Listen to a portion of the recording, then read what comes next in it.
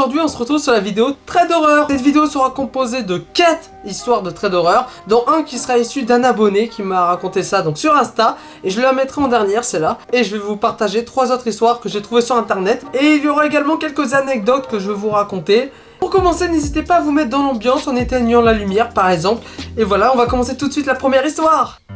Il existe plusieurs versions de cette histoire. Selon des témoignages, elle aurait été vue autant en Europe qu'en Amérique. Voici l'une des nombreuses histoires la mettant en vedette. Prenons cette histoire puisqu'elle est racontée par un médecin, une personne qui a priori est plutôt réaliste et a les pieds bien sur terre. Le témoignage date de 1977. Déjà là, c'est une vieille histoire, on commence très bien. Après une longue journée de travail, le docteur rentre un soir chez lui sous une pluie battante. Il voit au bord de la route une jeune femme vêtue de blanc. Il s'arrête et lui propose de la ramener chez elle. Elle accepte et après avoir indiqué son adresse, elle ne dit plus un mot. Elle reste très silencieuse jusqu'au moment où il passe sur le pont du Furet. À cet instant, elle se montre agitée et effrayée. Arrivé à une destination, le médecin lui prête son parapluie et attend qu'elle le lui ramène. Ne la voyant pas revenir, il sonne à la porte, un couple lui ouvre. Il raconte alors son histoire et décrit la jeune fille. Le couple, visiblement très ému, lui apprend alors qu'il s'agit de leur fille unique ayant perdu la vie en moto au pont du Furet des années auparavant. Et déjà la première histoire, c'est un peu une histoire flippante déjà. On se dit le mec il arrive et en fait il découvre le fantôme d'une fille d'un couple qui est morte à cause d'un accident. C'est vrai que c'est très flippant comme histoire déjà. Mais là on va lire la deuxième histoire, c'est l'histoire du casse-tête. Une femme âgée, vivant seule, décide de faire un casse-tête dans son salon pour passer la soirée. Dehors, c'est la noirceur totale.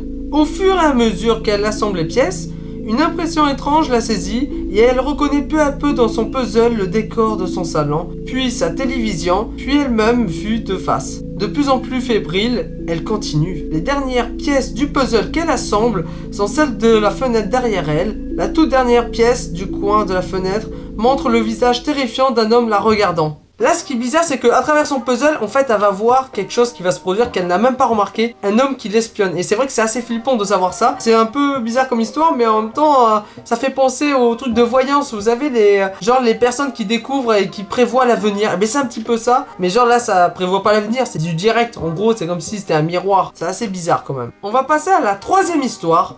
La station de service. C'était une nuit sombre et brumeuse. Denise avait de la difficulté à rester éveillée et la route était trompée. Le niveau d'essence commençait à être dangereusement bas et elle n'avait aucune idée d'où se trouvait la prochaine ville. Juste au moment où elle allait arrêter la voiture pour dormir sur le bord de la route, elle aperçoit une petite station d'essence décrépite. Elle s'y arrête. Le commis semble très distrait par l'arrière de la voiture pendant qu'elle lui demande de faire le plein. Il s'exécute enfin, mais lui demande d'ouvrir le capot parce qu'il flaire un problème. Le cœur de Denise fait 3 tours. Elle est seule dans une petite station-service, crasseuse au milieu de nulle part et le commis a de drôles d'agissements. Il lui demande de sortir de la voiture pour venir voir le moteur.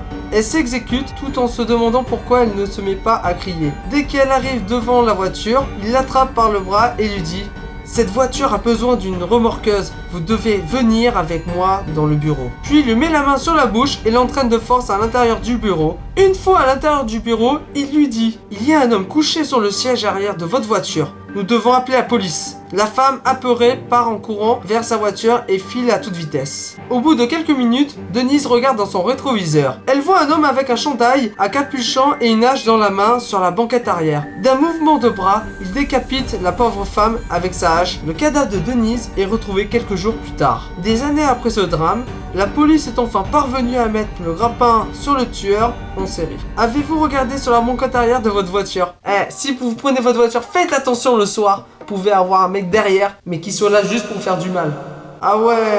C'est vrai que là, c'est une histoire assez flippante. En gros, je ne prendrai plus jamais la voiture. Hein. Là, je me dis, si jamais sur la banquette arrière, je vois quelqu'un qui est avec une hache, je me casse direct. Hein. Oh putain, c'est chaud comme histoire. Et là, on va passer à l'histoire numéro 4, l'histoire de l'abonné. Et là, c'est une histoire qui va être intéressante. Alors, je ne l'ai pas lue, hein, donc je vais la découvrir avec vous. Cette histoire s'est passée en 5e l'année dernière. Je me suis levé le matin, je sors de ma chambre, je descends dans les escaliers, je vais dans ma salle de bain et je me lave le visage. Après avoir lavé mon visage, je regarde mon miroir et je vois 2 mois. Il y avait un mois déplacé dans la salle de bain, 2 gouttes d'eau. La réaction, je flippe. et je sors de la salle de bain au plus vite. Et je le dis à ma mère, mais elle s'est foutue un peu de ma gueule. Mais après, elle me croyait. Donc là, c'est une petite histoire courte, mais c'est vrai que des fois, il y a des petits phénomènes étranges qui arrivent. Moi d'ailleurs, juste pour vous raconter vite fait, ça m'est déjà arrivé qu'en descendant les escaliers, en gros, je ressens des sensations de quelqu'un qui essaie de me tenir au niveau des épaules.